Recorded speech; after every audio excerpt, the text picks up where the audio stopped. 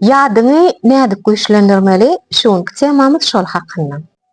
Aslında adamda 3 sany ýat bar. Genetiski ýat, wagtlaýan ýat, hemişelik ýat. Genetiski ýat adamyň özü bilen gelýär.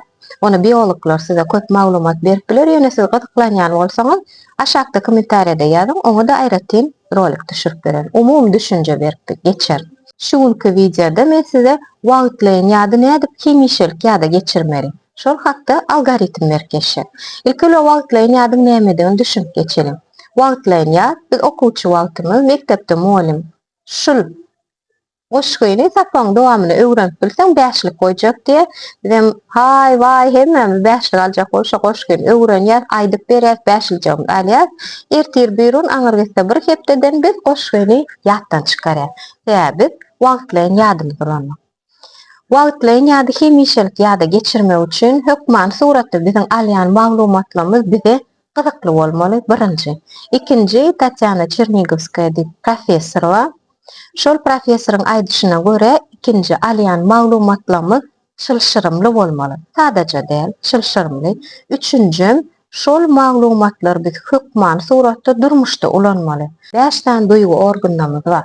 Görüş, eşitiş, tagan biliş, duyuş, şeýle hem ýysalyş. Şol 5 duýgu organlarymyz üstünden gelýän maglumatlar hemmesini ýatda saklaýan maglumat. Şoň üçin siz gerekli maglumatlaryňyzy biderek wagtyňyzy gidirmän bolgusyz, zat görmän bolgusyz, gurrun etmän pozitiwni bir durmuşyňyza gowy maksada ýetjek bolýaňyzmy arzuňyzy pozitiwni özüňize peýda getirjek maglumat hakynda pikirlenip, ýene gowy zatlar kelläňe salmaly.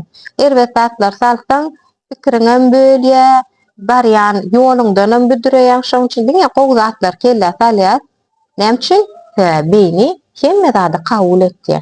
Ýöne gerekli zadymy ýokary çykarjak bolsak, ýene bir sapar gaýtalap etdi. Alýan maglumatymyz bize gyzykly bolmaly, şylşyrymly bolmaly we gaýtalap gelmeli. Eger gaýtalamasak, ýadymyzdan çykyp bilen rastraýat etdi.